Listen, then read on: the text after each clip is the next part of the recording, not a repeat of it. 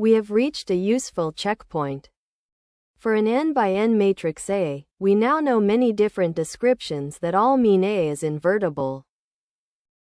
Today we organize them, because linear algebra has been quietly collecting equivalences like a dragon hoarding office supplies. Let A be an n by n matrix over the field F. It defines a linear map from Fn to Fn by sending x to Ax. Because the domain and codomain have the same finite dimension, injective and surjective will turn out to be the same story wearing different hats. Start with the direct definition. A is invertible means there exists a matrix A inverse such that A inverse times A is I, and A times A inverse is I. Conceptually, A can be undone.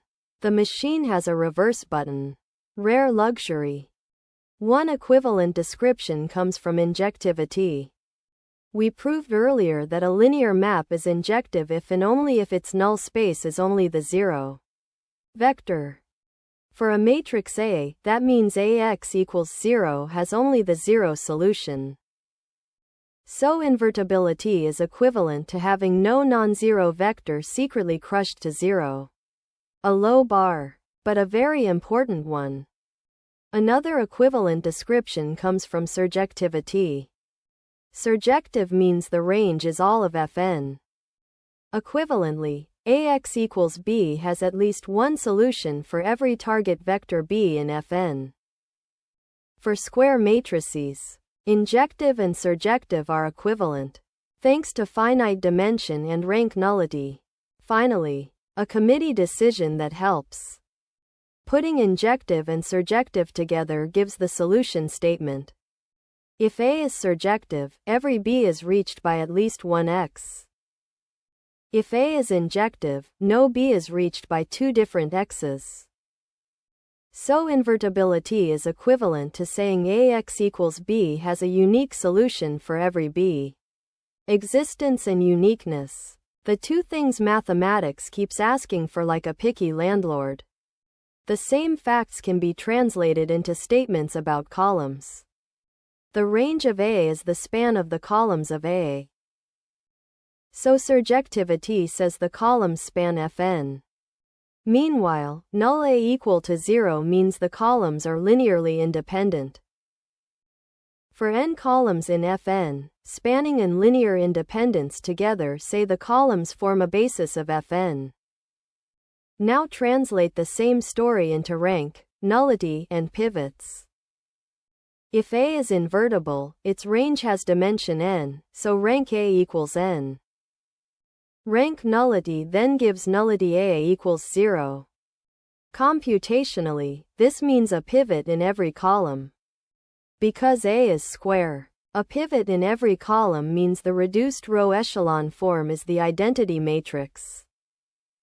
The row reduction version uses elementary matrices. If A can be row reduced to I, then A is row equivalent to I. That means some product of elementary matrices times A equals I. Therefore that product is A inverse.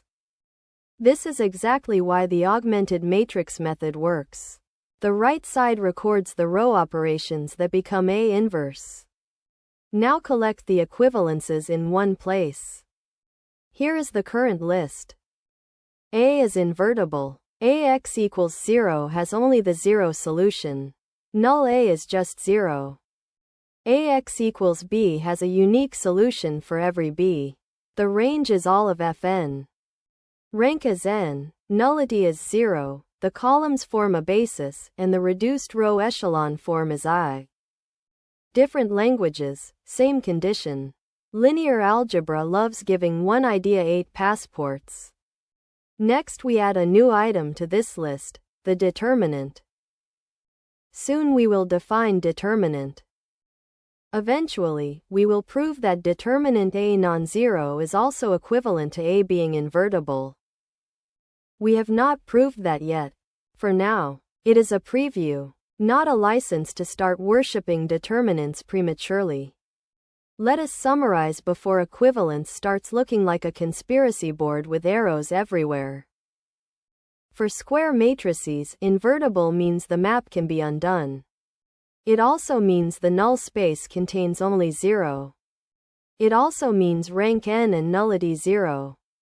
Computationally, it means RREF is I, and conceptually, the columns form a basis. Next time, determinants enter the story. Try to remain calm. They are useful, but they have a reputation problem.